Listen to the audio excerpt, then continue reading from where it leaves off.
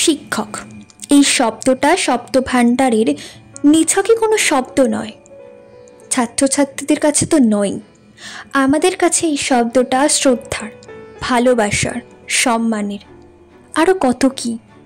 কিন্তু আজ এই সম্মানীয় মানুষদের জায়গা কোথায়? রাস্তায়।